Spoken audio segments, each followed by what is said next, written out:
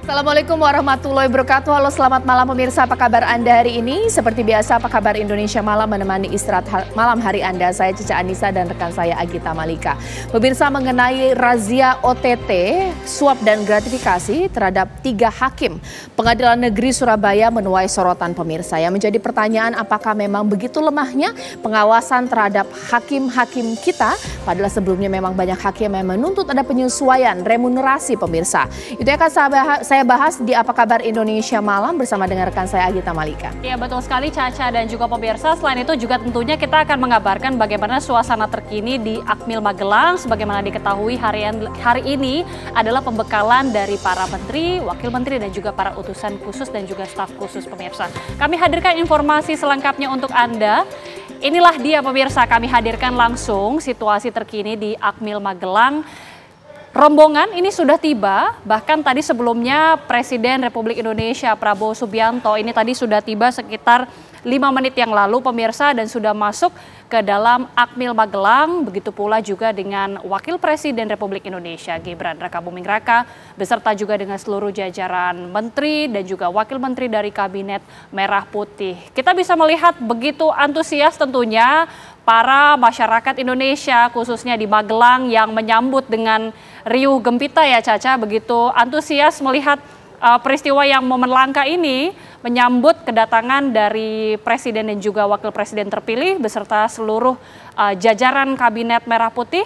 Dan informasinya berdasarkan keterangan terbaru pemirsa, ada sejumlah agenda yang tentunya akan diikuti oleh seluruh jajaran. Namun khususnya untuk hari ini masih belum ada pembekalan. Ini masih hari pertama mereka baru tiba dan nanti juga akan ada agenda makan malam, Caca, rencananya. Ya, sekarang kita akan lihat bagaimana situasi terkini di sana. Langsung saja kami akan tanyakan kepada rekan kami Fatima Albar. Fatima. Ya, Caca, kita dan juga pemirsa, betul sekali. Memang sekitar 5 menit yang lalu Presiden Prabowo Subianto sudah memasuki kawasan Akademi Militer, di mana di dalam sudah ditunggu oleh Wakil Menteri, Wakil Presiden, Menteri dan staf khusus yang sudah lebih dulu tiba di kawasan Akademi Militer Magelang. Dan jika kami gambarkan, memang situasinya masyarakat ini turun ke jalan sejak siang tadi untuk menyapa kedatangan Presiden, Wakil Presiden, Menteri-Menteri maupun staf khusus yang memang sudah ditunggu sejak siang. Dan tadi pada sekitar pukul 4 sore sudah mulai berdatangan dan sekitar 5 menit yang lalu Presiden Prabowo Subianto sudah memasuki kawasan Akademi Militer. Dan memang dapat kami gambarkan untuk pada kegiatan hari ini tidak ada pembekalan. Diinformasikan bahwa hari ini kegiatan masih bersifat internal, di mana baru saja akan digelar makan malam antara Presiden dengan Wakil Presiden maupun para menteri dan staf khusus yang akan menjalani pembekalan. Dan dapat kami informasikan juga untuk besok sekitar 5.30 waktu Indonesia bagian Barat, para menteri sudah mulai beraktivitas dengan ada kegiatan, kemudian sekitar pada pukul 7 akan dilakukan sarapan bersama, dan pada pukul 8 pagi waktu Indonesia bagian Barat Presiden Prabowo Subianto akan mulai memberikan pembukaan dan pembekalan, dan nantinya akan terus dilanjutkan pembekalan hingga sekitar 9 malam esok hari. Jadi memang akan diberikan pembekalan ini seharian penuh, ada beberapa kegiatan, tentunya kami juga akan terus mengupdate detail-detail kegiatan apa saja, namun dapat kami kabarkan besok mulai pagi hingga 9 malam akan terus ada kegiatan mulai pembekalan dari Presiden maupun pembekalan dari pemberi materi yang memang sesuai tema-tema yang diberikan. Informasinya seperti apa kemudian lokasi tempat menginap para menteri, wakil menteri dan juga para staf khusus ini? Ya, dapat kami informasikan kita bahwa memang tenda-tenda yang diberikan atau sudah dibangun untuk kediaman Prabowo Subianto, menteri-menteri dan lain-lainnya yang mengikuti pembekalan esok ini di tempatnya di Golf Borobudur. Lokasinya ini 3 menit dari lokasi saya mengabarkan atau di Akademi Militer. Memang masih di kawasan Akademi Militer, namun memang tempat titiknya itu di Golf Borobudur sudah dibangun lebih dari 100 tenda, di mana memang dapat kami informasikan setiap kementerian ini mendapatkan 3 tenda, maupun itu wakil dan lain-lainnya ada beberapa. Mungkin kita mau coba tanya masyarakat di sini seperti apa antusiasnya.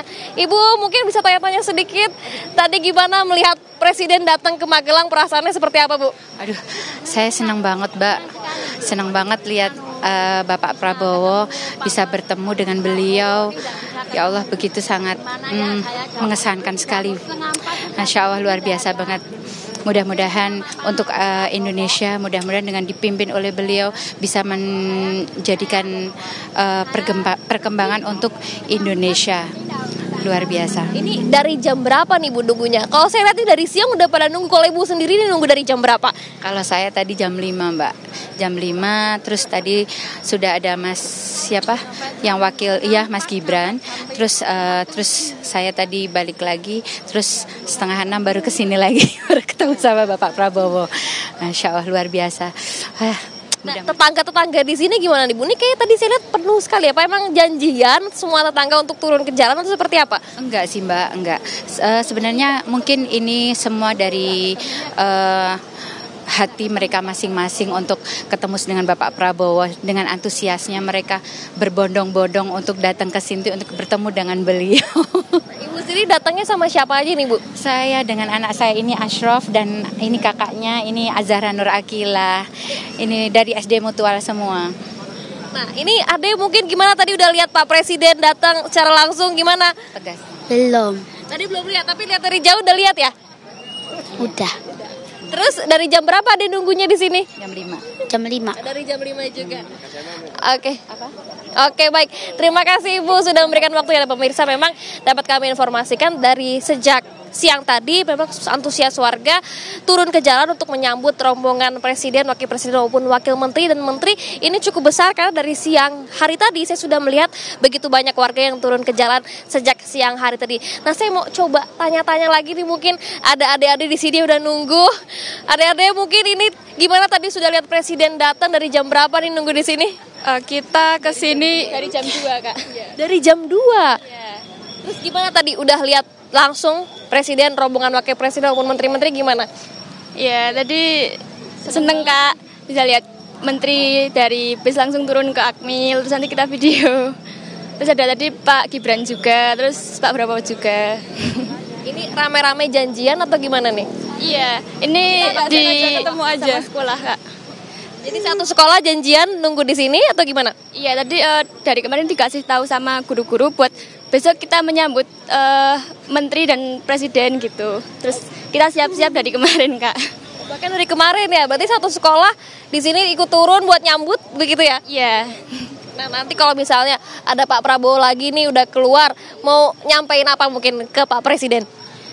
Ya, Pak Presiden, semoga Indonesia bisa makin maju di pemerintahan Bapak, dan semoga ini kita siswa-siswa bisa mendapat banyak kesempatan buat di dunia kerja atau di dunia perkuliahan. Baik, mungkin kalau dari adanya ada tambahan nih, kalau ada Pak Prabowo nanti keluar mau nyampein apa ke Pak Presiden? Cukup aja sih sama, soalnya saya juga baru datang. Iya, baru aja datang gitu. Nanti nungguin sampai Pak Prabowo keluar lagi ya? Mungkin ya kalau nggak hujan. Berarti tadi udah nungguin kedatangan, ini abis ini nunggu Pak Prabowo dan rombongannya keluar begitu ya? Iya. Baik, terima kasih adik-adik.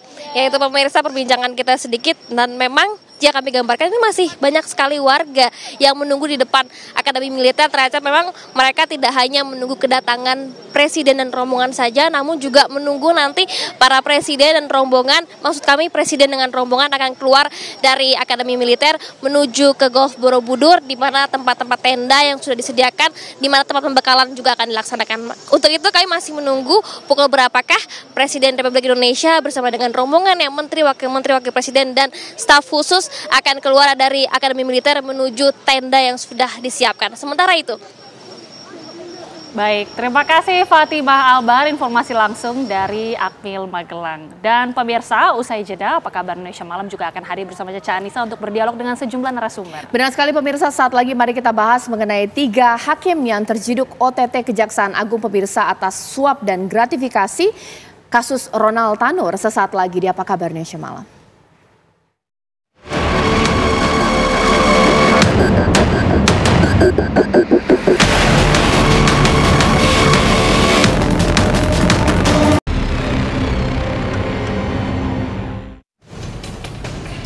Tiga hakim Pengadilan Negeri Surabaya yang membebaskan terdakwa kasus penganiayaan Gregorius Ronald Tanur ditangkap tim Kejaksaan Agung dalam operasi tangkap tangan atau OTT. Mereka yakni Erintua Damanik, Mangapul, dan Heru Hanindio. Tiga hakim ditangkap Kejaksaan Agung lantaran diduga menerima suap dan gratifikasi. Para hakim tersebut terindikasi terlibat suap untuk vonis bebas Ronald Tanur dalam perkara pembunuhan sang kekasih Dini Sera Afrianti. Dalam penangkapan ini, Kejaksaan Agung juga menangkap pengacara Ronald Tanur karena terindikasi terlibat suap untuk vonis bebas Ronald Tanur.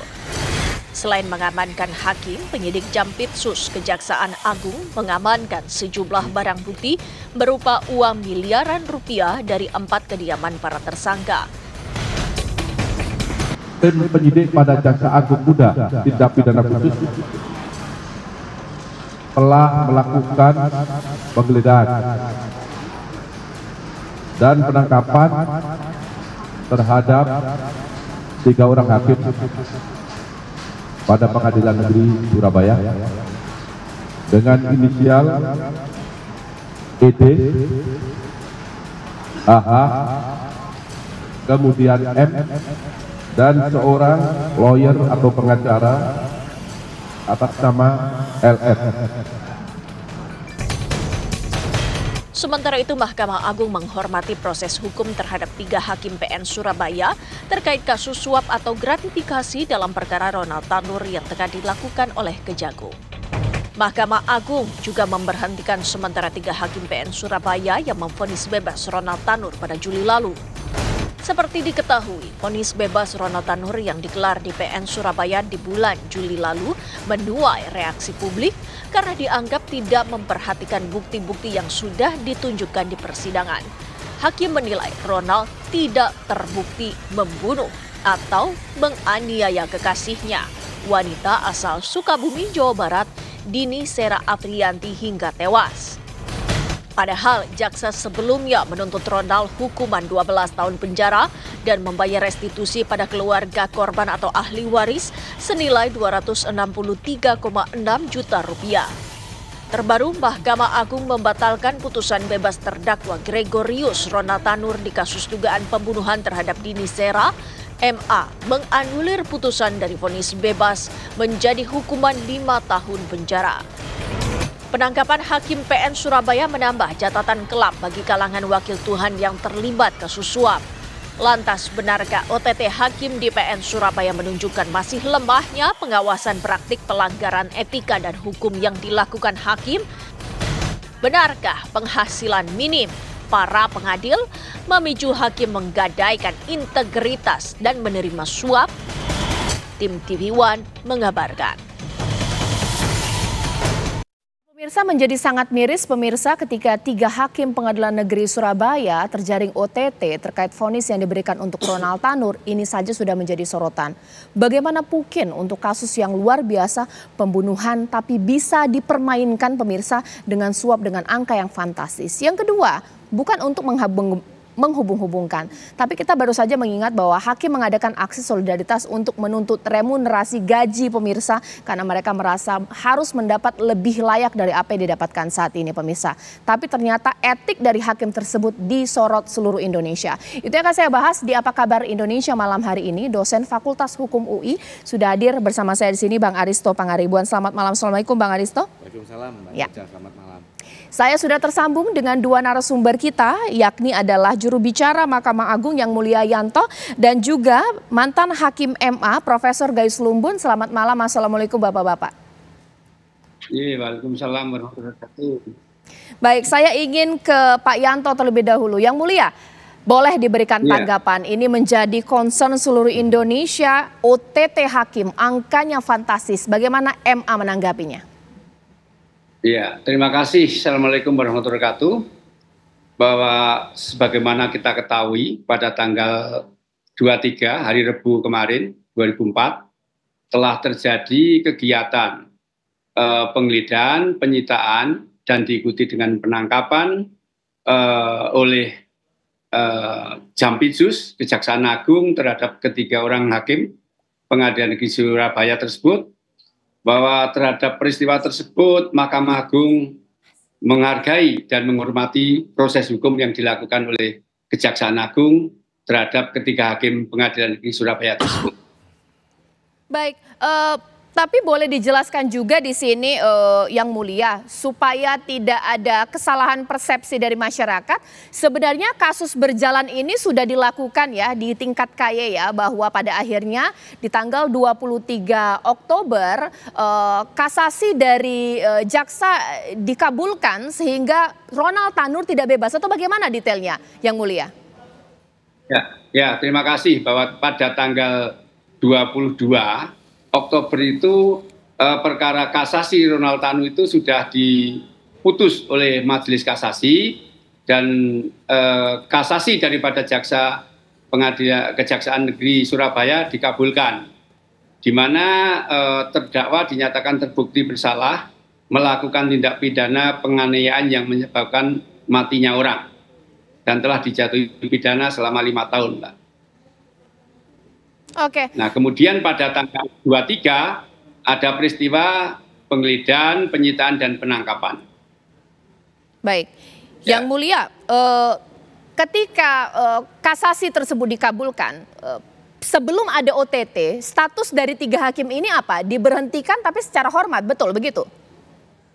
Oh, belum, bukan. Oh, belum. Dia ada rekomendasi dari KY untuk MKH. Nah, oleh karena perkara tersebut masih berjalan, maka untuk menghindari intervensi dan menjaga independensi hakim, maka Mahkamah Agung menunggu putusan kasasi inkrah lebih dulu. Nah, ternyata dalam perkembangannya, perkara diputus pada tanggal 22 Oktober. Namun ternyata di tanggal 23 Oktober terjadi peristiwa kegiatan penyitaan, penggeledahan yang diikuti penangkapan oleh Jampitsus Kejaksaan Agung. Sehingga dengan demikian ya harus proses hukum, sehingga proses etiknya berhenti menunggu proses hukum, demikian. Yang Mulia, sederhananya MA sebenarnya itu paham atau tahu tidak, atau sudah tercium tidak bahwa 3 hakim ini main mata dengan kasus pembunuhan? Ya, tidak tahu, Mbak. Mahkamah Agung kan tidak tahu. Ya, seperti kasus sebelumnya kan, tatkala sudah masuk ranah hukum, maka kemudian pembelaan mereka dilakukan di proses pidana, dan kalau terbukti di pidana, sehingga dengan demikian mereka diberhentikan dengan tidak hormat. Iya, ini Pengadilan Negeri Surabaya, ini hakim-hakim top semua ini Yang Mulia, betul? Ya, rata-rata kalau sudah menjadi hakim di kelas 1A khusus itu rata-rata hakim senior yang pangkatnya 4C, 4D, kurang lebih begitu. Oke, sekarang saya ke Bang Arista, boleh ditanggapi. MA tidak mencium ini ada upaya main mata dengan hukum. Ini kasus pembunuhan, mereka hakim senior Pengadilan Negeri. Bang Aristo. Ya begini, sebenarnya Mahkamah Agung itu kan mempunyai instrumen badan pengawasan ya. Mahkamah Agung juga punya yang namanya aplikasi Siwas itu. Jadi masyarakat juga bisa mengadu kepada Mahkamah Agung. Tapi kan pertanyaannya mungkin Mahkamah Agung kan tidak bisa memelototi satu persatu. Itu yang pertama. Tapi yang lebih fundamental lagi sebenarnya, perkara hakim ini jual beli putusan itu kan bukan hal yang baru di dunia hukum Indonesia. Ya, di dalam literatur atau orang yang berpraktek lah litigasi yang pernah ke pengadilan pasti tahu itu terjadi. Dan perkara ini ya underlining ya mempertebal dugaan itu yang tadi Mbak Caca mengatakan di opening statementnya. Bayangkan ya perkara pembunuhan perkara pembunuhan itu bisa diintervensi oleh uang. Kalau dugaan ini kan ada dugaan kuat ya kan, masih penyidikan, ada penangkapan. Coba bayangkan bagaimana perkara-perkara yang moralitasnya di bawah itu. Maksudnya apa? Misalnya perkara penipuan atau perkara bisnis. Iya, ada tendensi pasti ke arah sana. Nah, ini adalah PR besar ya. Dan ini harus diperangi sama-sama, harus ada upaya sistematik ya. Mahkamah Agung oke, memang sudah ada progres ya. Walaupun kita harus kasih catatan juga, Mahkamah Agung ada hakim agung yang masih terjerat, bahkan sekretaris Mahkamah Agung 2 ya, 2 terjerat karena bermain perkara. Ini persoalan yang sangat besar, Mbak Caca. Dan ini harus diperangi sama-sama. Ya KY misalnya juga, Komisi Yudisial padahal dibentuk pada saat reformasi untuk menangani yang begini nih. Baik. Ya. Cuman KY ini kan tidak bergigi juga. Pada akhirnya ketika mau memecat hakim, dia harus kompromi dengan Mahkamah Agung. Harus ada yang namanya sidang MKH sama-sama. Tadi seperti yang dijelaskan Pak Yanto. Baik, sekarang saya ke Prof. Gayus. Prof. Gayus, ini di sini kalau kasus hukum saja dengan moralitas yang paling maksimal, kasus pembunuhan bisa dipermainkan, jual beli putusan, apalagi kasus-kasus lain, Prof. Gayus. Ya, tentunya kita sangat menyesalkan kejadian ini. Tetapi kan sebenarnya berbagai faktor yang menyebabkan terjadinya ini. Saya akan mengatakan kalau tidak ada yang minta, tidak ada yang memberi. Ini semua pihak harus terkena. Advokat juga jangan merasa bahwa advokat itu tidak berperan. Ya. Advokat berperan juga banyak. Dalam kasus ini pun saya pikir berperan. Jadi tidak ada perbedaan tindakan hukum terhadap semua aparatur, baik hakim, penegak hukum lainnya, polisi dan jaksa, juga advokat yang sekarang masuk penegak hukum itu juga tidak ada yang kebal hukum ya, semuanya terkena masalah-masalah hukum seperti ini dan tindakannya sama saja baik pihak hakim maupun yang lain. Nah, persoalannya di MA, kalau tadi juru bicara MA mengatakan memang konsep pengawasan itu baik, konsep penindakannya ada oleh hakim MK. Saya juga pernah menjadi hakim MK di MA. Tetapi persoalan yang lain adalah tidak ada pencegahan. Bentuk pencegahan seperti apa yang harus dilakukan? Ini juga perlu satu pemikiran dari dulu saya cuatkan. Masih ada bentuk pencegahan. Pencegahannya tidak hanya berupa peraturan, tapi masih ada lembaga pencegahannya. Sehingga informasi yang akan terjadi perkara ini yang tadi pertanyakan apakah MA tahu atau tidak tahu. Mestinya informasi dinas pencegahan ini, satuan pencegahan ini sudah bisa bergerak. Tetapi ada satu hal yang saya perlu ingatkan, kalau dengan istilah OTT itu saya pikir nggak tepat ya, OTT hakim dalam perkara 3 hakim ini. OTT itu atau disebut seringkali entrapment ya, itu kan penjebakan, dijebak baru tertangkap sebagai bentuk OTT. Ini sudah berjalan, sudah banyak persidangan dilakukan sampai di Mahkamah Agung, proses kasasi jaksa JPU karena ini bebas, maka tidak ada banding langsung ke Mahkamah Agung. Nah, apa tepat kalimat yang beredar sekarang ditangkap OTT, OTT atau jebakan ini atau entrapment ya, saya pikir nggak tepat istilahnya. Tetapi kalau tindakannya tentu sudah tepat, tidak ada perbedaan antara penegak hukum satu dengan yang lainnya. Itu kira-kira aja tadi juru bicara Mahkamah Agung masih juga memperhatikan kondisi ini sebagai contoh. Baik, nanti sesaat lagi Pak juru bicara dari MA nanti akan menjawab. Oke, ini ada 3 hakim yang saat ini sudah diterbangkan ke Jakarta untuk ditelusuri bagaimana ini uang dari mana, apakah lebih dari ini pemirsa. Lantas Ketua PN Surabaya apakah juga akan diperiksa oleh MA? Sesaat lagi di Apa Kabar Indonesia Malam.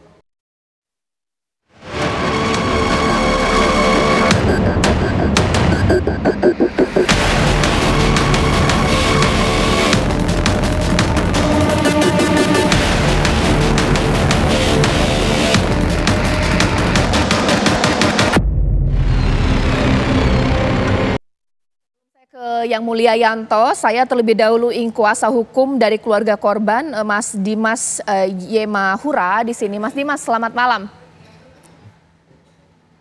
Assalamualaikum warahmatullahi wabarakatuh. Waalaikumsalam warahmatullahi wabarakatuh. Mas Dimas, apa tanggapan keluarga mengenai OTT 3 hakim yang mengadili Ronald Tanur? Ya, tentunya saya mewakili keluarga korban di sini kan puji syukur alhamdulillah ya. Hingga apa yang terjadi di Pengadilan Negeri Surabaya itu bisa terungkap kebenarannya bahwa hakim di dalam memutuskan perkara ternyata dapat unsur suap dan pengkondisian kasus. Tentu ini sangat memprihatinkan bagi penegakan hukum yang ada di Indonesia dan juga sangat menyakiti hati khususnya korban dan masyarakat Indonesia seluruhnya. Apakah memang pada akhirnya keluarga mengatakan bahwa kecurigaan dari keluarga betul bahwa ada main mata terhadap kasus ini sehingga kemudian vonis bebas dijatuhkan, bagaimana? Ya, seperti yang sudah banyak saya sampaikan di berbagai media sebelum kasus ini diputus dan setelah kasus ini diputus, bahwasanya kami tim kuasa hukum sudah memiliki catatan-catatan tentang berjalannya proses hukum terhadap perkara ini mulai awal sampai dengan putusan itu sudah tidak relevan, sudah tidak berkeadilan menurut. Dan catatan-catatan itu menjadi kunci terbukanya tabir daripada peristiwa ini. Dan memang Jagung beberapa waktu yang lalu juga melalui kami pemeriksaan di KY juga kami tunjukkan catatan-catatan kami tentang dugaan-dugaan awal adanya upaya pengkondisian perkara ini. Jadi ya ini tidak menjadi hal yang cukup mengagetkan bagi saya secara pribadi dan keluarga, karena pada dasarnya kami menilai kasus yang kami tangani ini, kasus yang dihadapi oleh keluarga ini, kami melihat di sini sudah ada by design sejak awal. Gitu. Ya, baik. Baik, terima kasih atas waktunya Mas Dimas. Kita kemudian akan lihat lebih lanjut penanganan kasus ini seperti apa. Kembali lagi ke Yang Mulia Yanto. Izin koreksi Yang Mulia, kita bukan menuduh, tapi kalau melihat logika bahwa ketua PN Surabaya yang pastinya menentukan hakim-hakim mana yang ditunjuk menangani kasus Ronald Tanur. Apakah nantinya MA akan memeriksa juga, bagaimana Yang Mulia? Terima kasih Mbak. Kalau memang ada keterlibatan, tentu diperiksa. Tentu diperiksa, tidak ada membedakan, ya, tidak akan ada perbedaan, pasti diperiksa, ya, pasti akan diperiksa kalau ada keterlibatan. Oke, Yang Mulia, tapi kalau bisa vonis ini dipermainkan, sebenarnya celahnya ini paling mungkin ini masuk dari mana ini? MA tidak mengendus ke arah sana, tidak lakukan pencegahan, seperti apa Yang Mulia? Ya, kalau di Perma 78 itu kan pengawasan melekat dilakukan oleh atasan masing-masing ya. Sehingga kalau hakim PN tentunya yang melakukan pengawasan langsung adalah ketuanya. Gitu. Tapi sebetulnya instrumen untuk itu sudah ada, Perma 78 itu pengawasan dan sanksinya. Ya, di samping kode etik yang begitu rapatnya, begitu Mbak. Maka apabila maka di dalam pengawasan itu tentunya kalau pengawasan melekat ya harus dilakukan ketua yang bersangkutan, Pak. Baik, sekarang saya kembali ke Bang Aristo. Bang Aristo, kalau misalnya ada kemungkinan keterkaitan, ketua PN Surabaya akan diselidiki. Itu juga boleh ditanggapi dan juga dikatakan Prof. Gayus, ini advokat juga ini yang sering ngerayu-rayu. Kayaknya hakim sebenarnya nggak mau disuap, tapi kayak nggak tega, begitu atau bagaimana? Ya. Yang pertama soal pengawasan ya tadi ya Pak Yanto ya, memang ada perma ya dulu zamannya Pak Hatta Ali bahwa dua atasan di atasnya itu harus bertanggung jawab kalau ada pelanggaran kode etik atau pelanggaran hukum. Itu masih berlaku ya Pak Yanto? Masih. Ya, artinya dua atasan tuh berarti sampai kalau pengadilan negeri sampai hakim tinggi atau sampai hakim Mahkamah Agung ya? Ya, kalau memang dua atasan ya tentunya begitu. Ya. Oke, ya, itu yang ya. Oke, terima kasih Pak Yanto penjelasannya yang pertama tadi. Yang kedua saya mau menanggapi Pak Gayus ya. Yang pertama saya setuju sama Pak Gayus bahwa ini tidak tepat dikatakan OTT. Di media itu kan dikatakan OTT karena pertama penyuapnya aja nggak ditangkap sekarang. Tiba-tiba kan uang itu ditemukan, itu saya setuju. Dan yang kedua bahwa penyakit korupsi dan suap ya, jual beli diskresi ini menjangkiti bukan hanya Mahkamah Agung tapi juga penegak hukum yang lain, itu saya setuju. Tetapi kalau bicara tentang advokat, ini agak berbeda. Advokat betul Pak Gayus memang statusnya penegak hukum, tetapi advokat ini kan di luar, advokat ini kan tidak punya kekuasaan. Kadang-kadang advokat ini mengalami yang namanya ethical dilemma ya. Kenapa? Karena di pengadilan atau di instansi-instansi penegak hukum sudah terjadi market. Jadi advokat ini terpaksa harus beradaptasi atau bahkan dia kadang-kadang harus menghamba karena ada market yang sudah well established di situ. Itu yang pertama. Yang kedua, betul bahwa di beberapa perkara atau di beberapa instances mungkin advokat yang merayu, betul. Ya, tapi tidak gampang juga merayu kepada apalagi kepada hakim. Masuk ke ruangan hakim itu nggak gampang. Ya. Nah, oleh karena itu advokat sekali lagi kadang-kadang tawaran itu bahkan datang kepada dia. Atau untuk mengeksersis hak-hak yang paling dasar saja, advokat harus membayar. Apa misalnya? Mendapatkan turunan berkas perkara, wah itu harus bayar. Atau apakah misalnya izin misalnya baik kepada hakim, penegak hukum lain, misalnya terdakwa ada acara keluarga atau terdakwa datang ke kawinan anaknya.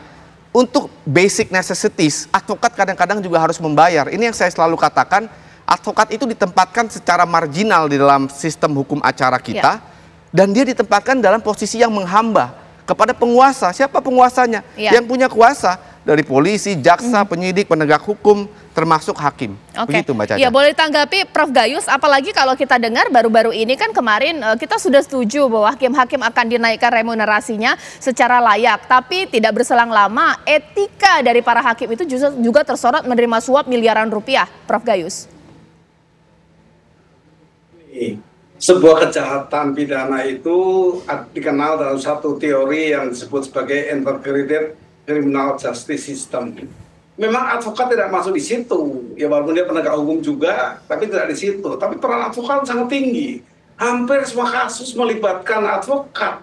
Semua kasus kejahatan di peradilan itu melibatkan advokat. Coba dicari yang mana yang tidak. Ya, itu harus diakui, dan advokat juga perlu bebenah juga untuk bagaimana tidak melakukan yang menyimpang seperti ini. Ini jelas terikat juga. Hampir semua kasus melibatkan advokat. Ini harus diakui. Saya juga advokat juga ketika sebelum masuk menjadi hakim. Malah cukup lebih lama saya juga menjabat jabatan di tingkat DPP waktu itu. Jadi memang bagi saya integrated justice system itu tidak menunjukkan hakim berdiri sendiri. JPU juga mungkin terlibat, ini kemungkinan ya. Penyidik juga mungkin sehingga alurnya itu berjalan secara integrasi. Jadi ini perlu menjadi pemahaman. Kalau kembali pada sebutan OTT, maka saya berpandangan bahwa ini juga bisa tidak bisa diterima begitu saja ya. Mengenai OTT ini nanti para hakim yang disebut OTT ini bisa mengajukan pra peradilan ini karena tidak tepatnya. Kenapa? OTT ini berimbas dengan Undang-Undang Nomor 2 tahun 1986 ini tentang peradilan umum. Di sini jaksa yang akan menangkap itu mesti izin dari Mahkamah Agung itu, karena ini bukan OTT. Kalau begitu, kalau saat ini bukan OTT atau jaksa tidak menyebut di OTT. Jadi banyak hal yang perlu diperhatikan menyangkut hak-hak semua orang yang bersalah. Kalau bersalah sudah pasti ini bersalah dan tidak boleh dibedakan apapun. Tidak ada kekebalan. Tetapi hukum acara harus dihormati. Jadi apakah kalau ini bukan OTT, apa dampaknya? Ya bisa mengacu pra peradilan sesuai Undang-Undang Nomor 2 tahun 1986 tentang peradilan umum. Itu diwajibkan penegak hukum lainnya itu meminta izin Mahkamah Agung. Itu intinya. Oke, baik. Nanti saat lagi kita akan minta tanggapan juga dari Pak Yanto bahwa sebelumnya ini hakim kita sudah prihatin ya mengenai kondisi hakim yang ternyata tunjangan atau juga besaran gaji yang mereka dapat tidak sesuai pemirsa. Tapi ketika kasus ini terjadi, ini bagaimana kemudian integritas dari hakim. Dan 3 hakim yang saat ini sudah menerima atau diduga menerima OTT ini nasibnya seperti apa? Sesaat lagi di Apa Kabar Indonesia Malam.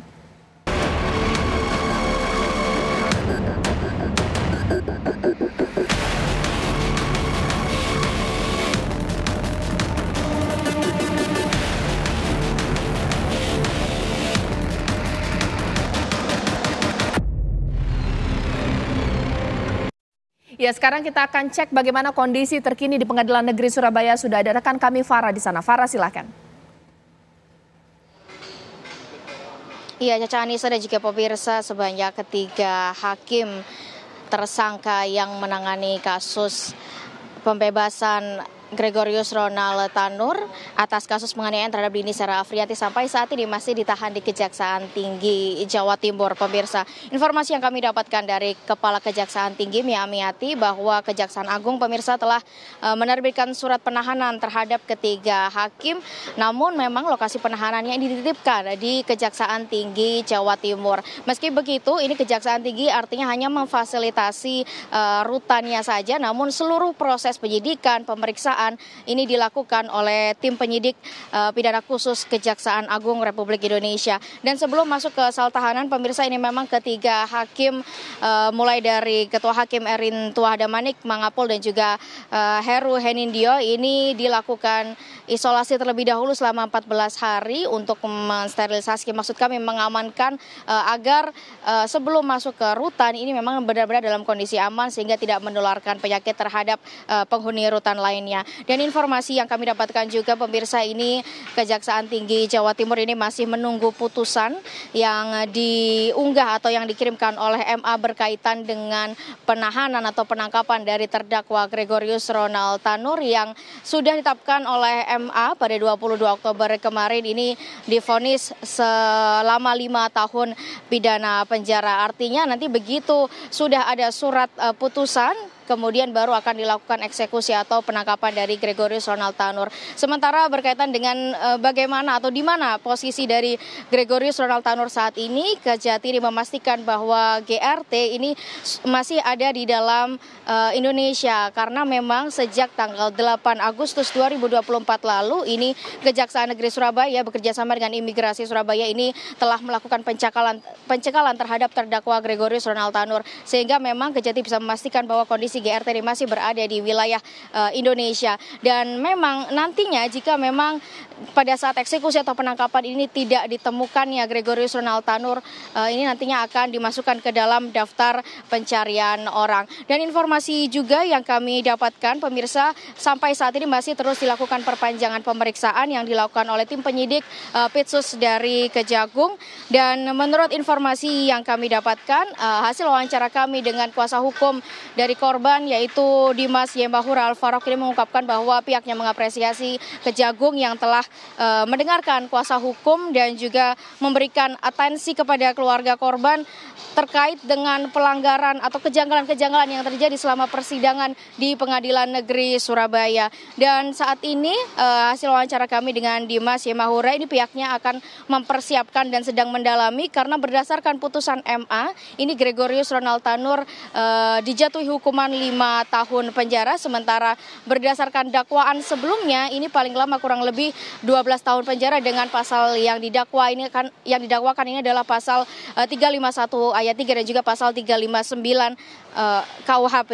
Dan informasi yang kami dapatkan dari Dimas atau kuasa hukum korban ini memang menurutnya Mahkamah Agung tidak melihat secara komprehensif bagaimana persidangan yang terjadi atau yang berlangsung ketika berada di Pengadilan Negeri Surabaya, dan pihaknya ini merasa bahwa MA ini tidak menerapkan pasal yang sesuai, artinya yang diterapkan ini hanya pasal penganiayaan. Sementara menurut kuasa hukum Dimas ini pasal yang seharusnya diterapkan adalah juga kelalaian sehingga menyebabkan orang menjadi meninggal dunia. Karena menurut kuasa hukum dari Dimas memang Dimas maksud kami memang Dini Sera Afrianti ini meninggal karena dilindas oleh Gregorius Ronald Tanur, dan saat ini kuasa hukum akan mempertimbangkan untuk mengirim laporan untuk memeriksa majelis hakim di tingkat kasasi untuk memastikan apakah memang hanya 3 orang tersangka saja yang menerima suap atau gratifikasi atas kasus pembebasan Gregorius Ronald Tanur. Demikian informasi dari wilayah Surabaya, Jawa Timur, Caca Adisa.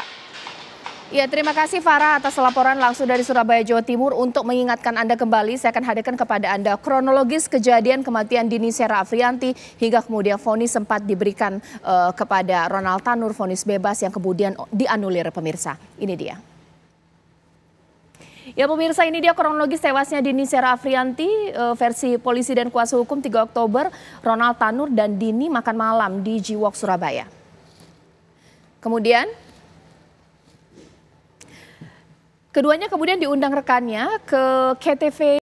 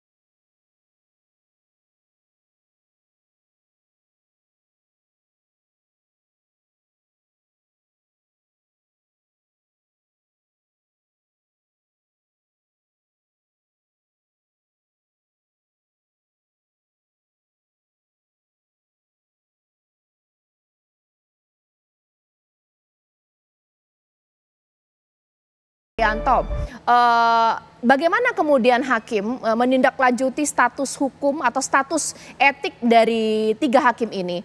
Apakah menunggu inkrah terlebih dahulu baru diberhentikan tidak hormat, atau mungkin MA punya kewenangan untuk melihat dan menyelidiki? Kalau memang ditemukan kejanggalan ke arah sana, sekarang saja dipecat tidak hormat, Pak Yanto. Ya, terima kasih Mbak. Saya mau mengoreksi dulu terhadap pengawasan melekat itu, bila mana atasan langsung tidak melakukan pengawasan dan pembinaan, maka akan diberikan sanksi itu 1 tingkat, pengawasan 1 tingkat, dalam hal ini adalah ketuanya. Terhadap pemberhentian, Mbak, sesuai dengan bahwa penahanan itu kan 1 kali 24 jam. Jadi kalau kita lihat kemarin, ketiga hakim tersebut dilakukan penahanan kurang lebih jam 6. Nah, dengan demikian kalau 24 jam berakhir, kemudian ternyata ketiga hakim tersebut tidak diizinkan pulang oleh jaksa, maka dengan demikian jaksa akan melakukan perintah penahanan, sehingga akan dikeluarkan surat perintah penahanan dan berita acara penahanan. Nah, dari kedua surat tersebut itulah yang nantinya yang akan digunakan oleh Dirjen Badan Peradilan Umum untuk mengusulkan pemberhentian sementara kepada Presiden sampai ada kekuatan putusan yang berkekuatan hukum tetap. Dan bila mana sudah diputus dengan putusan hakim yang berkekuatan hukum tetap, maka dengan demikian ketiga hakim tersebut akan diberhentikan dengan tidak hormat. Demikian, Mbak. Baik. Sekarang boleh ditanggapi di sini Bang Aristo bahwa ya seperti itu ya mengenai kekuasaan hukum atau pengawasan hukum dan melekat, dan perlu ada pertimbangan lebih lanjut untuk bagaimana kemudian untuk 3 hakim ini sekarang diberhentikan atau menunggu inkrah, seperti apa? Jadi itu sebenarnya pilihan ya. Memang pilihan yang paling aman tadi Pak Yanto jelaskan adalah menunggu putusan dulu berkekuatan hukum tetap, artinya masih ada peninjauan kembali. Siapa tahu putusannya ternyata betul pertimbangannya, itu yang pertama ya. Yang kedua, bisa juga diambil pilihan yang lain, yaitu menyelidiki sendiri kan sebenarnya. Mahkamah Agung melalui Bawas dan KY bisa menyelidiki sendiri. Kalau ada pelanggaran etik kan itu pelanggaran pidana. Pelanggaran pidana kan memang betul lebih tinggi dari etik. Tapi kalau memberhentikan itu kan cukup etik saja. Tapi mungkin dalam hal ini yang diambil adalah pilihan yang paling aman, yaitu keputusan yang berkekuatan hukum tetap dulu. Itu yang ditunggu. Itu yang pertama. Yang kedua yang menarik juga untuk disoroti adalah tadi Pak Gayus juga jelaskan soal metode penegakan hukumnya. Ya, walaupun kita apresiasi bahwa Kejaksaan Agung menangkap ini, mencoba membuka perkara ini, tapi ada satu hal. Pertama tadi soal OTT ya, istilah OTT ya, itu saya setuju itu tidak tepat, itu yang pertama. Yang kedua, ini penyuapnya kok tidak ditetapkan sebagai tersangka terlebih dahulu, itu yang pertama. Kemudian selanjutnya itu uang-uang, tadi TV One juga mengatakan 20 miliar. Nah, uang-uang ini kan tidak semuanya ada di hakim, ada yang di pengacara, belasan miliar di pengacara. Nah, persoalannya sekarang, uang yang di hakim ini atau uang yang di pengacara, bagaimana memilahnya? Ini berhubungan dengan perkara Ronald Tanur. Ini yang mana? Kenapa? Karena penyuapnya saja sekarang belum menjadi tersangka, belum diungkap asal-usul uangnya. Nah, 2 hal ini kita nantikan ya sebenarnya. Kita nantikan bagaimana kejaksaan dapat menjawab itu. Oke, Prof Gayus sepakat tidak dengan Bang Aristo di sini? Ini etik loh. Ibaratnya ini kasus juga sudah viral, jadi disaksikan dikritisi oleh seluruh masyarakat. Kenapa tidak dipecat tidak hormat saya sekarang, segera, tidak menunggu inkrah? Bagaimana, Prof Gayus? Ya, saya tentu banyak pendapat yang sama dengan advokat muda Aristo ini. Tetapi saya berpandangan bagaimanapun kerusakan hakim ini jangan merusak lembaganya. Di mana merusaknya? Tadi kalau saya mengatakan istilah OTT itu kan untuk menghindari pemberitahuan kepada Mahkamah Agung bahwa ada hakim yang mau ditangkap. Persoalan lebih jauh lagi bagaimana menjaga kehormatan lembaga ini kan lebih penting daripada menghukum seberatnya. Orang itu silakan dihukum seberat-beratnya, tapi lembaga jangan dirusak. Kenapa Jaksa Agung masih menindak langsung? Mestinya Jaksa Agung bisa meminta bantuan KPK. Sehingga nanti proses hukum berjalan di banyak pengadilan, tidak menjadi hakim ragu-ragu pada jaksa nanti. Kalau jaksanya ditolak tuntutannya, begitu, sakit hati misalnya, itu kan gambaran-gambaran juga untuk menjadikan perhatian kita. Sehingga ada keraguan hakim bertugas berhadapan dengan jaksa. Mestinya Jaksa Agung menunjuk KPK. Sehingga kita sepakat hukuman yang berat itu dijalankan, tetapi jangan merusak tatanan peradilan di banyak tempat, di semua tingkatan. Ini saran saya cuatkan agar juru bicara Mahkamah Agung dengar ini. Diperhatikan itu. Maka juga ada keberatan mestinya. Kenapa Kejaksaan Agung yang menindak, tidak KPK? Kan bisa berkoordinasi dengan KPK.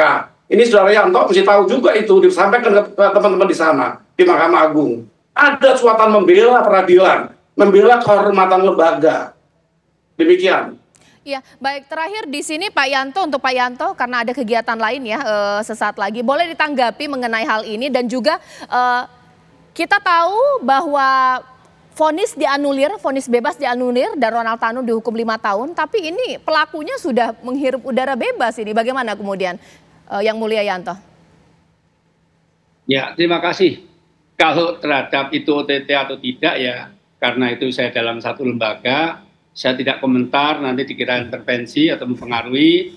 Tadi sudah disampaikan dengan jelas narasumber tadi, terutama dari Prof. Gayus ya. Beliau adalah mantan Hakim Agung, beliau adalah pakar, beliau adalah guru besar, profesor ya, senior kami, dan beliau sekarang sudah purna, sehingga saya enggak karena beliau sudah menyampaikan dengan panjang lebar. Tentunya kan kalau disampaikan tadi, kenapa kok enggak langsung diberhentikan lah, kita menjunjung asas praduga tak bersalah. Tapi paling tidak antisipasi kita, begitu yang bersangkutan ditahan, orang nggak ditahan kan nggak bisa bekerja, ya. Begitu mereka ditahan kan nggak bisa bekerja, maka kemudian pimpinan Mahkamah Agung dengan surat penangkapan dan penahanan tadi yang dilakukan oleh kejaksaan tadi, itulah sebagai dasar untuk mengusulkan yang bersangkutan ketiga orang hakim tersebut untuk diberhentikan sementara kepada Presiden, ya, sehingga yang bersangkutan harus diberhentikan sementara. Nah, bila mana nanti sudah berkekuatan tetap, baru diberhentikan dengan tidak hormat. Demikian, Mbak. Baik, terima kasih Yang Mulia. Terakhir di sini Bang Aristo, bahwa ini bagaimana kemudian publik bisa menyikapi atau melihat kasus ini, bahwa oke, pada akhirnya 5 tahun untuk Ronald Tanu, tapi dia sudah sempat menghirup udara bebas. Integritas lagi-lagi disorot oleh hakim. Bagaimana? Jadi yang pertama memang putusannya ini dulu ya. Putusannya ini apakah harus dibuktikan dulu, apakah putusan ini betul diintervensi dengan uang? Karena ada dua model intervensi uang. Gini misalnya, yang pertama betul-betul diintervensi, artinya putusannya dibeli sesuai pesanan. Tapi ada juga uangnya, kalau misalnya terbukti ini uang terima kasih. Artinya hakim betul menerapkan hukum, kebetulan bebas dikasih uang terima kasih. Nah ini dulu yang dijawab yang mana? Yang kejadian, apakah kemungkinan yang pertama atau kemungkinan yang kedua? Dua-duanya tetap tindak pidana korupsi. Itu yang pertama ya.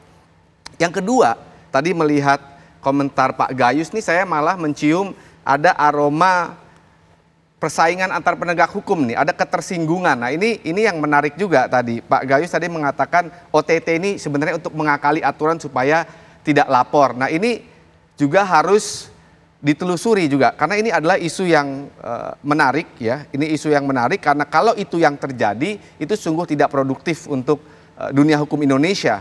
Ya, jadi ada satu penegakan hukum yang cenderung misalnya membabi buta. Itu yang kedua. Yang ketiga, karena Ronald Tanu ini sudah bebas ya, maksudnya belum dieksekusi, saya yakin tidak lama lagi ya. Tidak lama lagi karena menunggu putusan dari Mahkamah Agung, nanti jaksa pada prakteknya tinggal menunggu putusan kemudian melakukan eksekusi. Demikian. Baik, terima kasih Bang Aristo atas waktunya, dan juga Yang Mulia Yanto, Pak Prof. Gayus juga terima kasih. Kita tunggu nanti bagaimana kemudian kasus ini akan diungkap, pemirsa. Mudah-mudahan ini menjadi catatan yang terakhir untuk hakim-hakim kita tidak melakukan jual beli vonis putusan, bahkan khusus kasus pembunuhan yang seperti ini, pemirsa. Sesaat lagi rekan saya Agita Malika sudah siap dengan informasi penting lainnya. Agita. Ya betul sekali Caca dan juga pemirsa, sesaat lagi kita tentunya akan menghadirkan bagaimana situasi terkini di mana pembekalan para menteri dan juga wakil menteri di Akmil Magelang ini juga masih terus berlangsung hingga esok hari dan juga lusa. Sesaat lagi informasi untuk Anda, tetaplah bersama kami.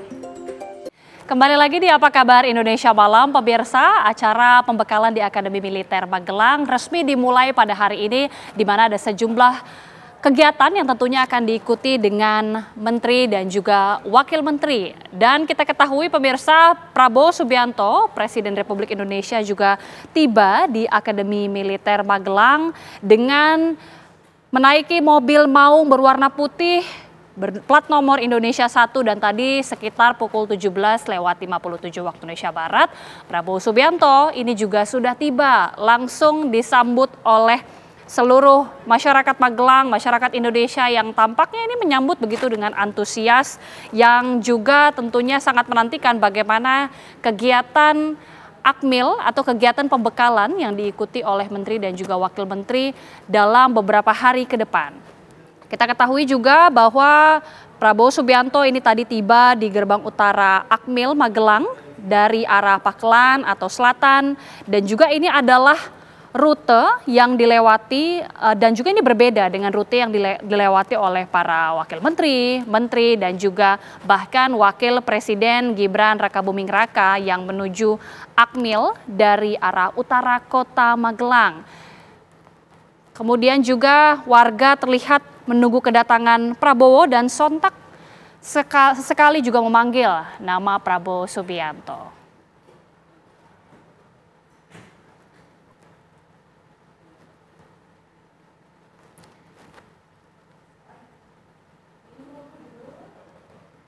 Dan acara pembekalan di Akademi Militer Magelang, Jawa Tengah ini juga diikuti oleh Wakil Presiden Republik Indonesia Gibran Rakabuming Raka, pemirsa. Setelah sebelumnya Gibran Rakabuming Raka ini bertolak dari Bandara Halim Perdana Kusuma, kemudian juga tadi Gibran tiba di Akademi Militer Magelang, Jawa Tengah, dan juga tampak terlihat disambut oleh ribuan masyarakat yang begitu antusias menunggu dari kedatangan Gibran Rakabuming Raka. Jadi kurang lebih Gibran ini tiba terlebih dahulu sebelum tadi Prabowo tiba pada pukul 17.57 waktu Indonesia Barat.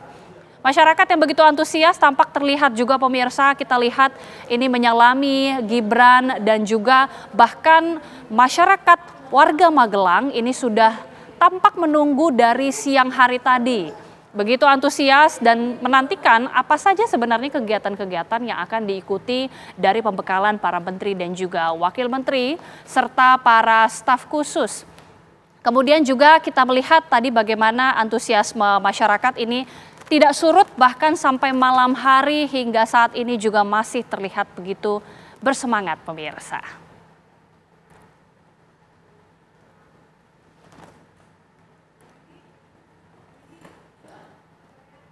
Lalu bagaimana situasi terkini di Akmil Magelang? Kita akan langsung bergabung bersama dengan rekan kami, ada Danita Riyadini di sana. Danita, seperti apa situasi pada malam hari ini dan kegiatan apa yang sedang berlangsung? Agita Malika dan juga pemirsa, setelah kedatangan Presiden Prabowo Subianto dan juga rombongan tadi tiba, dan terakhir Prabowo Subianto tiba kurang lebih beberapa waktu yang lalu atau pada maghrib beberapa waktu yang lalu. Pada saat ini agenda yang dilakukan Presiden dan juga jajaran menteri adalah agenda intern di dalam kompleks Akmil Magelang, Jawa Tengah. Dan situasi di luar Akmil Magelang, Jawa Tengah ini juga kami mantau juga sudah lebih kondusif dari sebelumnya, artinya warga juga sudah mulai kembali ke tempat mereka masing-masing dan juga pengamanan tidak seketat sebelumnya, dan kami juga memantau arus lalu lintas dan segala aktivitas di sini juga sudah kembali normal seperti sedia kala. Aktivitas yang dilakukan menteri, wakil menteri, jajaran kabinet merah putih, presiden dan juga wakil presiden sedianya secara resmi akan dimulai pada besok pagi, kurang lebih pukul 5.30 akan dimulai dengan olahraga bersama, ada latihan PBB dan dilanjutkan dengan pengarahan dari Presiden Prabowo Subianto, dan juga mulai diberikan pembekalan dengan berbagai materi yang akan diberikan oleh Presiden Prabowo Subianto. Pemberian materi ini akan berlangsung Sabtu dan akan berakhir pada hari Minggu, dan nanti juga akan ada malam keakraban yang akan dilalui oleh para wakil menteri dan juga jajaran Kabinet Merah Putih ini. Disebutkan sebelumnya Presiden Prabowo Subianto mengumpulkan jajaran menterinya di Akmil Magelang ini untuk menyampaikan visi misi untuk lebih mengakrabkan jajaran menterinya dan nanti bisa lebih lancar lagi dalam menjalankan visi misi pada masa kepemimpinan Presiden Prabowo Subianto. Kalau kami memantau hari ini penyambutan luar biasa diberikan oleh warga maupun pelajar baik sepanjang jalan Yogyakarta maupun Magelang dan juga di depan Akmil Magelang ketika rombongan Presiden, Wakil Presiden, jajaran menteri ini tiba di Akmil Magelang, Jawa Tengah. Kami juga masih menunggu kemudian apa materi-materi secara detail, kegiatan-kegiatan secara detail yang akan dilalui oleh para menteri.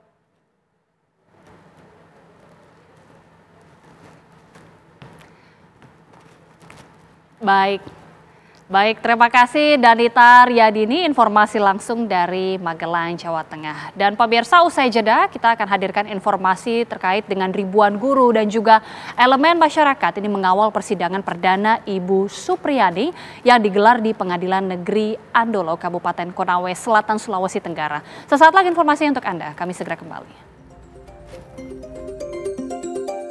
Ribuan guru dan elemen masyarakat mengawal persidangan perdana Ibu Supriyani yang digelar di Pengadilan Negeri Andolo, Kabupaten Konawe Selatan, Sulawesi Tenggara.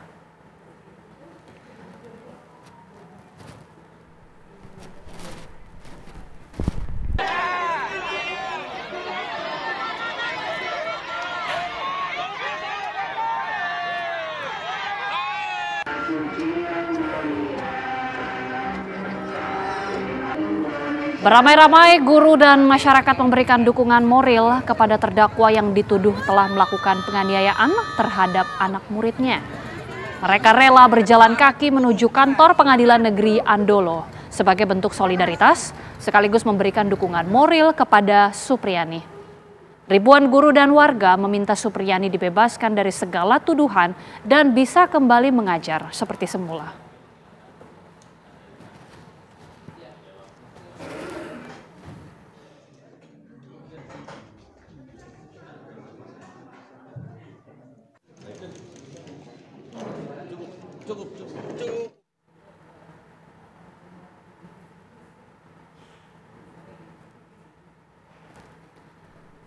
Supriyani, guru SD di Konawe Selatan, Sulawesi Tenggara menjalani sidang perdana atas dakwaan penganiayaan terhadap seorang siswa putra anggota polisi.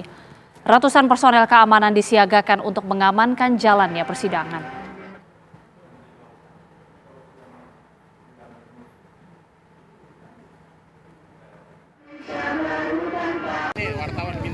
Supriyani datang didampingi oleh kuasa hukum dan juga kerabatnya.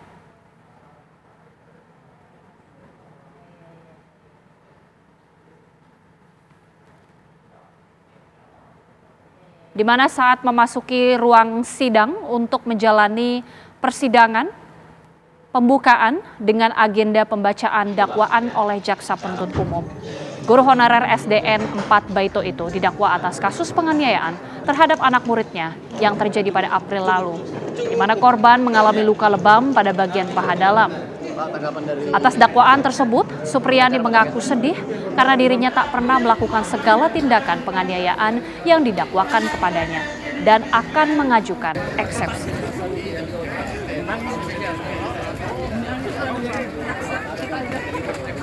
Kenapa ini pengadilan? Tapi kalau tembus ya tembus. Iya, saya juga.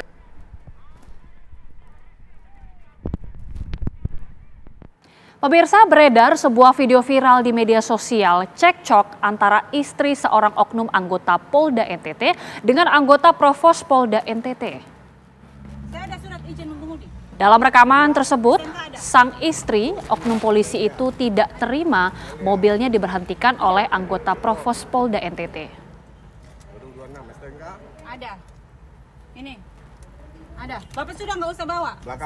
Sudah, saya ada nih Pak. Sudah. Hidup. Iya sudah. Sudah Bapak, saya tidak mau. Bapak tidak ada ini. Bapak bukannya untuk urusan di jalan. Tidak, saya tidak mau. Kenapa Bapak? Ada apa? Kenapa kata SIM saya diambil untuk? Bapak sudah melihat bahwa SIM saya masih hidup. Loh, sudah Pak. Bapak kenapa Bapak harus dokumentasikan masih hidup SIM saya, Bapak? Rekam ini juga. Bapak siapa? Ini. Bapak melakukan tugas apa, Bapak? Ya, polisi memberikan penjelasan bahwa mobil yang bersangkutan diberhentikan dan diperiksa karena dicurigai terus membuntuti kendaraan petugas yang baru saja melakukan tugas pemantauan keberadaan oknum polisi yang tersandung masalah. Oknum polisi tersebut diduga terlibat mafia BBM, pelanggaran disiplin serta kode etik dan dalam pantauan Provos Polda NTT.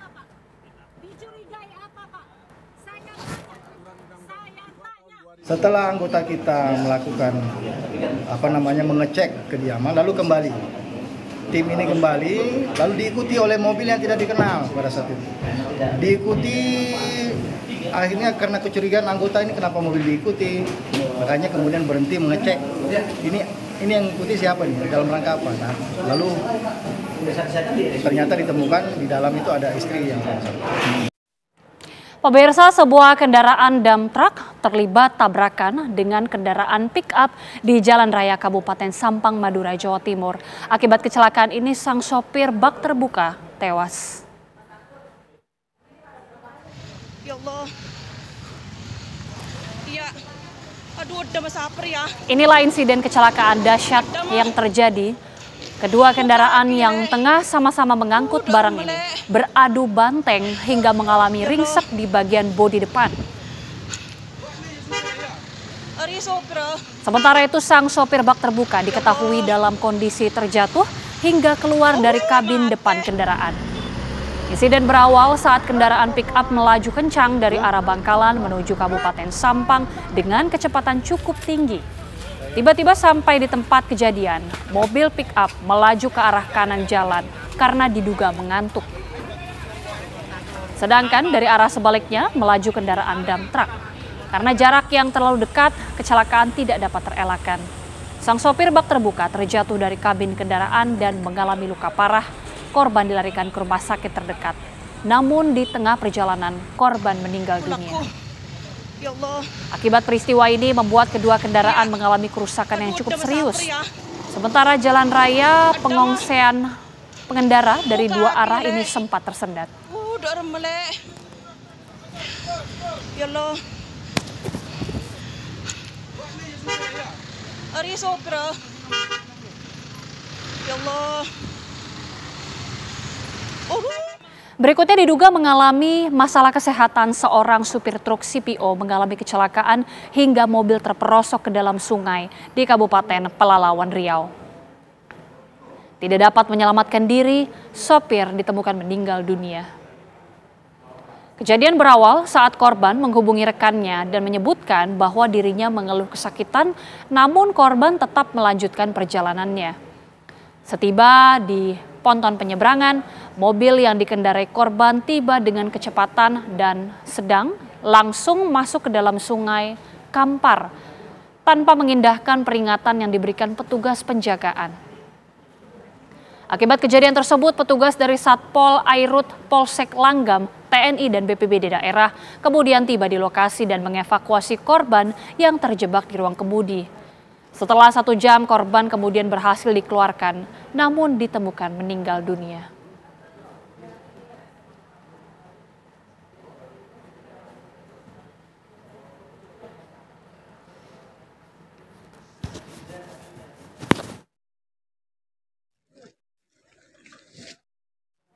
Sebuah truk kontainer pengangkut minyak curah terbalik di halaman kampung UNM Makassar, Sulawesi Selatan. Melihat kejadian itu, ratusan warga Makassar langsung berebut mengambil minyak curah yang tumpah dari truk.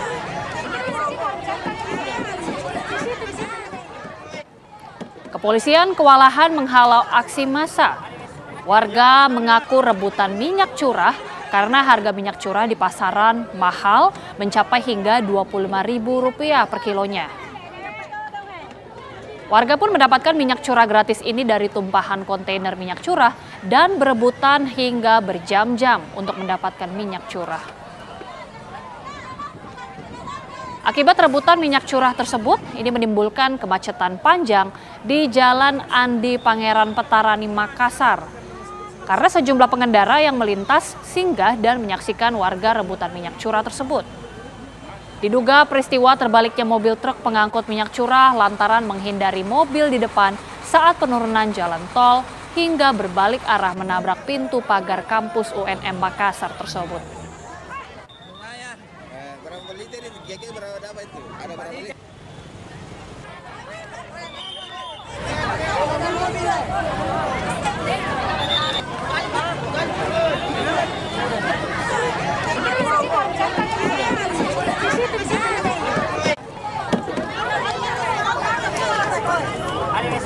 Ya, sudah ya.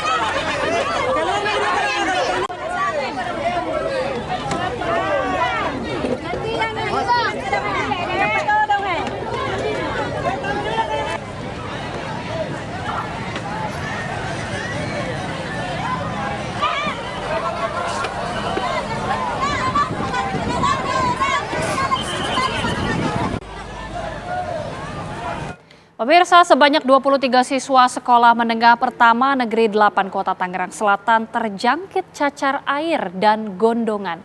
Untuk mencegah penyebaran, proses pembelajaran di lingkungan sekolah dihentikan sementara waktu dan menerapkan sistem pelajaran jarak jauh.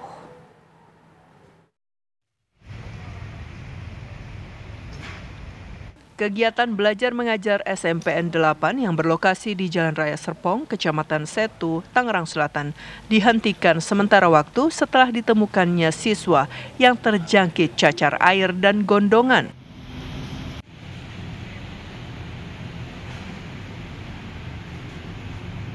Pihak sekolah SMP Negeri 8 Kota Tangerang Selatan menerapkan pelajaran jarak jauh ini diterapkan pada tanggal 23 sampai 27 Oktober, mencegah penularan cacar air dan gondongan.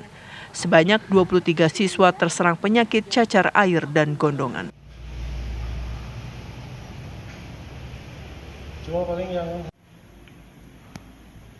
Puluhan siswa tersebut kini sudah dilakukan pemantauan oleh Dinas Kesehatan melalui Puskesmas.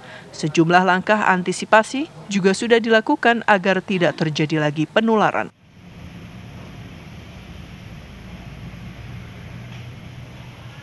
Pihak Dinas Pendidikan Kota Tangerang Selatan melangkah cepat dengan melakukan edaran terhadap sekolah lain untuk kewaspadaan dini. Bila siswa terkena agar diliburkan untuk isolasi guna meminimalisir penyebaran terhadap siswa lain.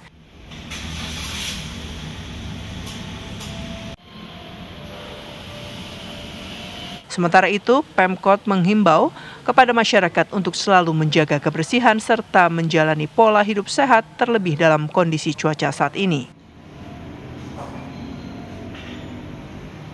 Dari Kota Tangerang Selatan, Banten, Milhan Wahyudi, TV One mengabarkan.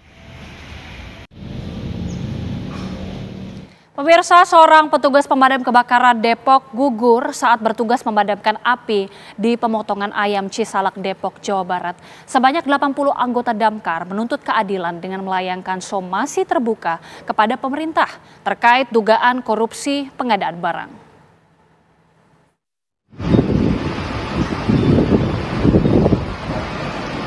Para petugas pemadam kebakaran Kota Depok memenuhi panggilan Kejaksaan Negeri Kota Depok terkait laporan dugaan korupsi pengadaan barang yang mereka laporkan beberapa waktu lalu. Para damkar sangat berharap agar dugaan korupsi di lingkungan kerjanya segera diusut, mengingat sudah memakan korban jiwa akibat tidak tersedianya peralatan lengkap saat bertugas. Ini tadi udah ya. Deolipa Yumara, kuasa hukum dari 80 petugas damkar Depok menyebut, saat ini intelijen kejaksaan sudah memeriksa beberapa pejabat yang menjadi terlapor dalam kasus ini. Ia melayangkan somasi terbuka untuk pemerintah Kota Depok agar segera merealisasikan tuntutan para petugas damkar dari mulai upah yang layak, perbaikan peralatan, hingga bantuan biaya pendidikan anak almarhum Martinus yang gugur dalam bertugas.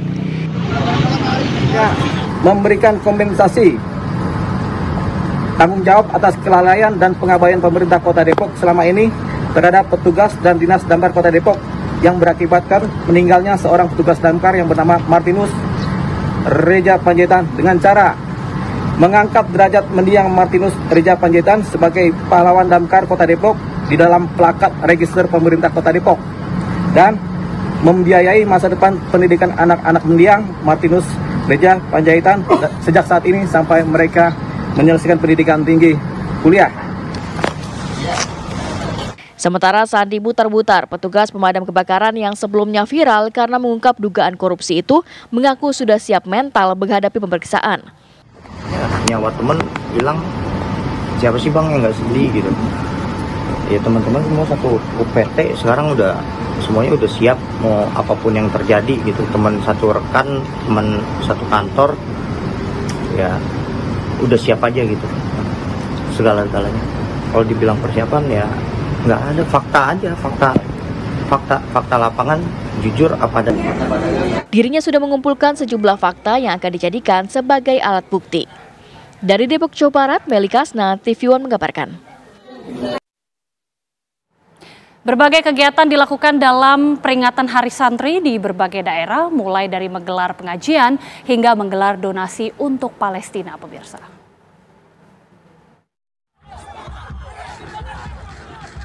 Ribuan warga memadati Tugu Pahlawan Surabaya, Jawa Timur untuk merayakan puncak perayaan Hari Santri Nasional yang diadakan oleh PCNU Surabaya.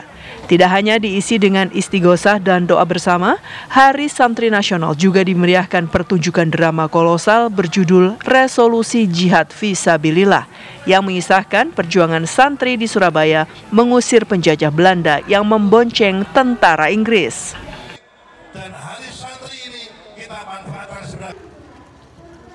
Pasca dilantik sebagai Menteri Koordinator Pemberdayaan Masyarakat, Muhaimin Iskandar menghadiri peringatan Hari Santri 2024 di Pondok Pesantren Mahasina Darul Quran Wal Hadis, Jatiwaringin, Pondok Gede, Kota Bekasi. Dalam kesempatan tersebut, Caimin menyoroti darurat kekerasan seksual di lingkungan pendidikan dan pelaku harus dihukum mati.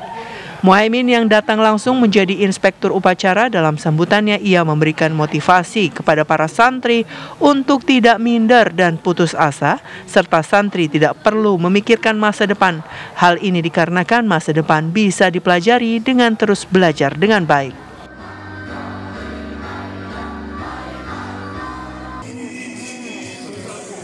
Peringati Hari Santri Nasional, ribuan santri Pondok Pesantren Husnul Khotimah di Desa Manis Kidul, Jaya Laksana, Kabupaten Kuningan, Jawa Barat gelar aksi bela Palestina Selasa pagi.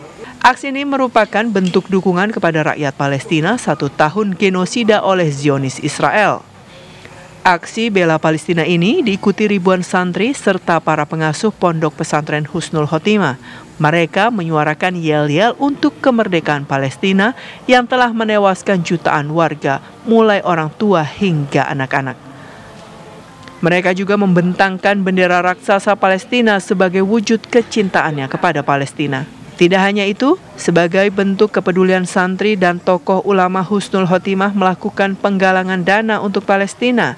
Hasilnya, dana terkumpul sebanyak 600 juta rupiah lebih yang nantinya akan segera disalurkan kepada masyarakat Palestina oleh petugas Ponpes Husnul Khotimah secara langsung. Diharapkan aksi bela Palestina ini, para pemimpin dunia segera menyelesaikan konflik Palestina dan Israel. Dari Surabaya, Jawa Timur, Bekasi, dan Kuningan, Jawa Barat, Zainal Azhari, Kurnia Dwi Hapsari, Ervan Septiawan, TV One mengabarkan. Seorang dukun palsu di Bengkulu yang mengaku mampu menggandakan uang ditangkap polisi. Pelaku ditangkap karena telah melakukan tindak penipuan dan penggelapan dengan modus menggandakan uang. Korban diminta menyetor uang sebesar 6 juta rupiah dan dijanjikan bisa berlipat ganda menjadi 95 juta rupiah. Untuk meyakinkan korbannya, pelaku membuat video berlatar belakang tumpukan uang. Pelaku menipu korban dengan narasi uang hasil ritual.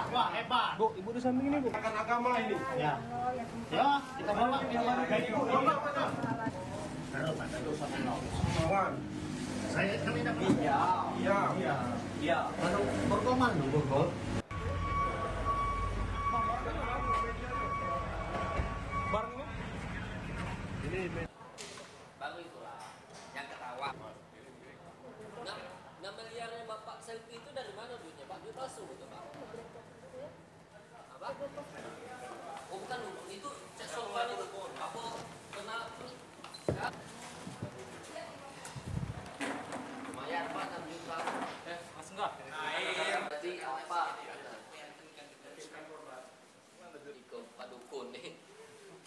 agar supaya dapat selesaikan dengan cepat. Uang ini kita lihat pekerjaan saya.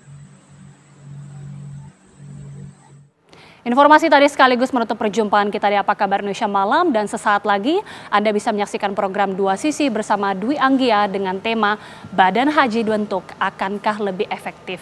Dan akhir kata pemirsa, saya Agita Mahlika. Dan saya Caca Anissa pemirsa mengucapkan terima kasih. Selamat malam, sampai jumpa.